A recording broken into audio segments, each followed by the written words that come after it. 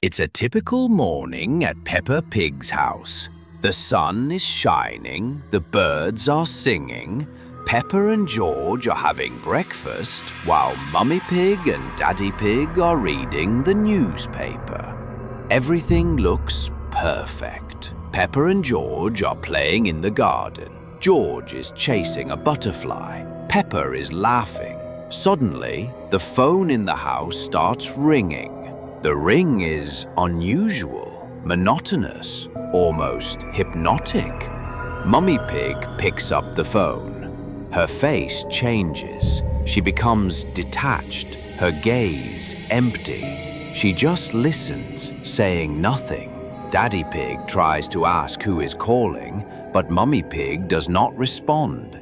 She continues to hold the phone, her body tense. Peppa and George enter the house. They see Mummy Pig. Peppa calls out to her, but Mummy Pig does not respond. She seems not to notice them. Mummy Pig slowly puts down the phone. She turns to her family, but her eyes are unfocused. She begins to repeat strange phrases monotonously. Days pass. Mummy Pig becomes increasingly distant. She stops cooking and cleaning. She just sits staring at one spot, sometimes whispering something unintelligible. Peppa tries to talk to Mummy Pig, but she just brushes her off. Her touch is cold and her voice is emotionless. Daddy Pig is concerned. He calls the doctor, but the doctor says he can't find the reason for her behavior. He suggests keeping an eye on her. Peppa and George feel lonely. The house, which used to be full of laughter, is now filled with an ominous silence. One night, Peppa wakes up to a strange sound. Mummy Pig is standing by the window, her silhouette outlined against the moonlight. She is holding a phone. Peppa creeps closer. Mummy Pig is whispering into the phone, her voice distorted. She is saying something that Peppa cannot make out, but she senses that it is something sinister. Mummy Pig turns around. Her eyes glow red. She reaches out her hand to Peppa, her fingers seeming longer and thinner than usual. Peppa recoils in horror. She runs to George's room, trying to wake him up, but he is fast asleep. Mama Pig enters the room. She doesn't speak, just stares at Peppa with a frightening smile. Her head is tilted slightly to one side. Peppa hides under the covers. She hears Mama Pig's footsteps approaching the bed. Then there is silence. A lost episode of Peppa Pig that never aired. The bus approaches development camp. Peppa, George, Susie, Pedro, and Rebecca look at the tall white walls and pink figures at the entrance. Something feels wrong. In the hall, guards in pink suits with masks greet them.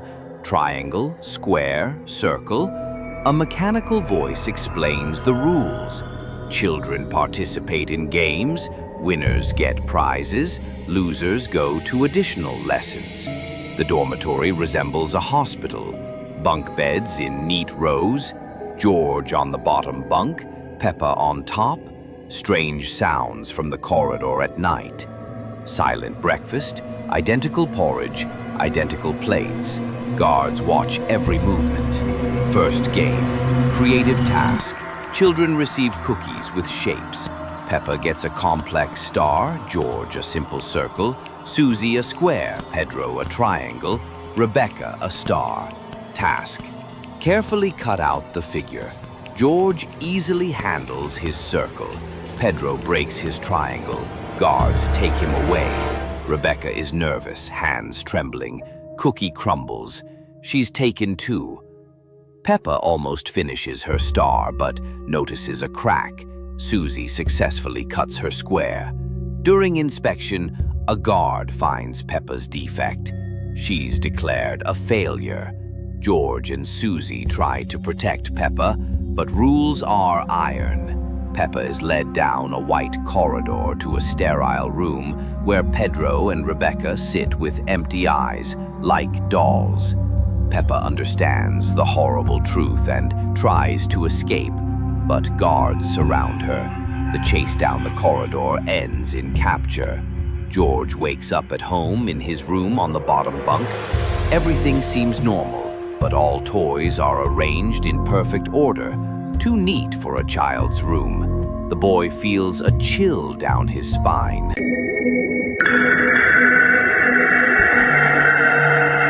Good morning, sunshine.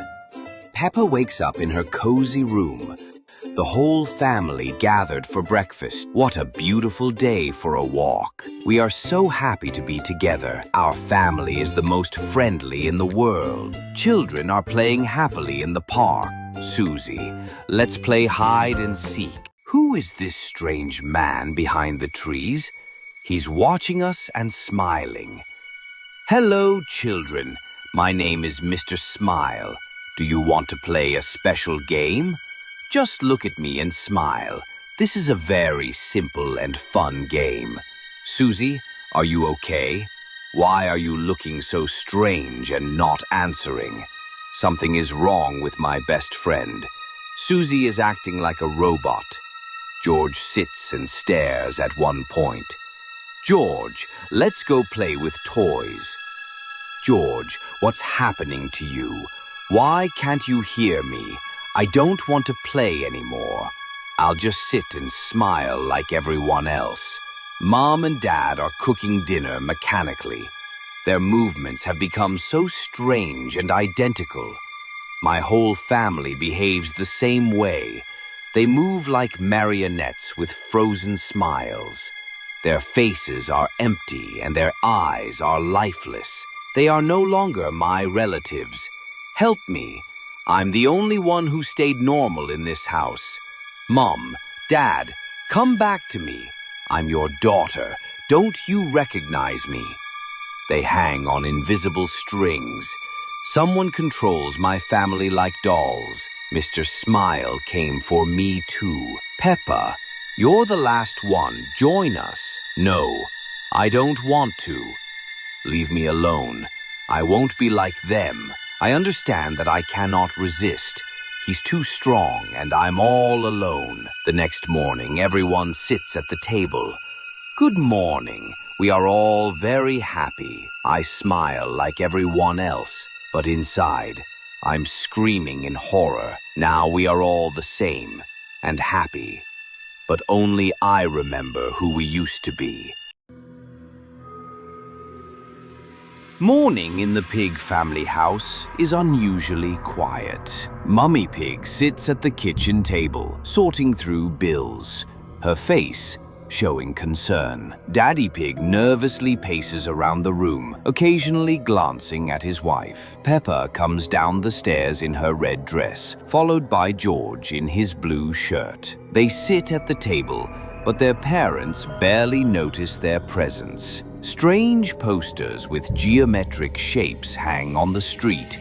Triangles, circles, and squares. Peppa and George walk to kindergarten, discussing these unusual images. At kindergarten, they meet a new teacher in a black suit with a mysterious mask. He introduces himself as Mr. Frontman and announces special games for children from families experiencing financial difficulties. The children receive pink cards with symbols. Peppa has a triangle, George has a circle, Susie Sheep has a square. At home, Peppa shows the card to her parents. Mummy Pig turns pale. Daddy Pig remains silent, looking away. At night, Peppa lies on the top bunk of the bunk bed, unable to sleep, hearing muffled voices of her parents from the next room. The next day, helpers in pink suits with masks appear at kindergarten. The first game begins. Children must freeze on command. Susie doesn't stop in time. The helpers take her away, and she never returns. Mr. Frontman coldly explains that she lost. The second game requires children to carefully cut shapes from cookies. Pedro Pony accidentally breaks his triangle. He, too, is taken away. The remaining children understand that something terrible is happening. Peppa tries to escape, but the doors are locked. George starts crying, and Peppa hugs him, understanding she must protect her little brother. The final game is announced. Only Peppa, George, and Rebecca Rabbit remain. Peppa refuses to play against George. Then Mr. Frontman removes his mask, and the children see a familiar face. It's Grandpa Pig. He explains that the family owes a huge sum of money, and these games are the only way to pay off the debts. Peppa looks at her brother, then at her grandfather. Something changes in her eyes. Childhood innocence disappears, replaced by the cold understanding of the adult world. At home, Peppa sits surrounded by expensive new toys, her gaze empty and detached. Outside the window, other children walk towards the kindergarten, unaware of what awaits them. It was a beautiful afternoon in Peppa's garden, but something wasn't quite right. That's strange. I'm sure I left my teddy over there. The toys seemed to move when she wasn't looking. Hello? Is someone there? But the garden had fallen silent, too silent. Where did everything go? Inside the house, darkness crept through every room. Mummy? Daddy? Where is everyone? Her voice echoed through empty halls. Mummy, please answer me. Then she heard it, sounds from below. What is that noise? Against her better judgment, Peppa descended into the basement. Hello? Is anyone down here? What she found chilled her to the bone. Our family photos, but where are all the faces? Every face had been mysteriously erased. This can't be real. This can't be happening. Then George appeared, but he wasn't himself. Peppa, why did you leave us? George, what's wrong with your voice? His eyes glowed with an otherworldly light. You're not my brother. You're not George. Peppa ran as fast as her little legs could carry her. I have to get out of here. She fled to her best friend's house, desperate for help. Susie will know what to do. She has to be there. But Susie's house stood empty and cold. No, not Susie too. On the wall, a message written in chalk. They all disappeared. What does this mean? With nowhere else to turn, Peppa returned home. Maybe they came back. Maybe they're waiting for me. Her parents sat at the dinner table, motionless as statues. Mummy, Daddy, you're here. But they didn't respond. They couldn't respond. Please wake up. Peppa realized the horrible truth. She was completely alone. Everyone's gone. I'm all by myself in this shadow world. Even her own reflection had turned against her. Why are you smiling? I'm crying. Everything's fine, Peppa. The mirror showed a truth she couldn't accept. This isn't real. This can't be real. Suddenly, Peppa jolted awake in her own bed. It was just a dream. Just a terrible, terrible dream. Relief washed over her like warm sunshine. Thank goodness it was only a nightmare. But on her pillow lay a faded photograph with no faces. No, it can't be.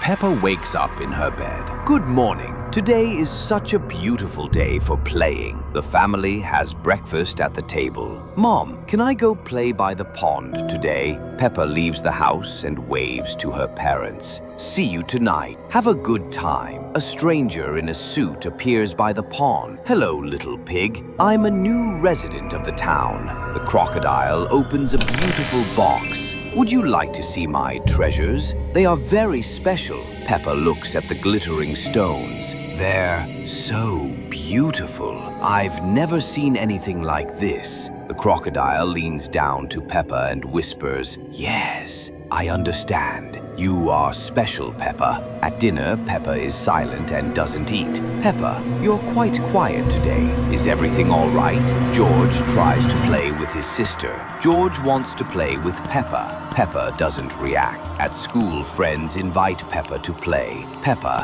why don't you want to play hide and seek? Peppa draws strange symbols on paper. What is this, Peppa? It's important, very important. Peppa tells her parents about her new friend. Mr. Crocodile said I'm special. I have tasks to do. Mom tries to talk to her daughter. Dear, tell us about this new friend. Who is he? Peppa gets angry at her parents. You don't understand. He chose me specifically. Leave me alone. At night, Peppa secretly leaves the house. I have to go.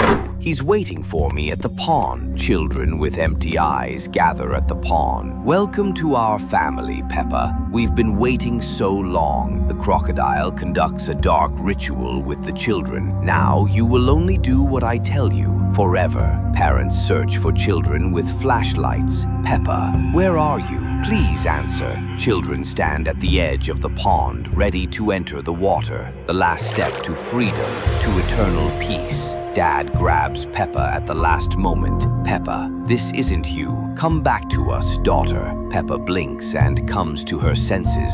Dad, what? What's happening? Where am I? At home. Peppa sits by the window anxiously. Sometimes I still hear his voice. He's calling me.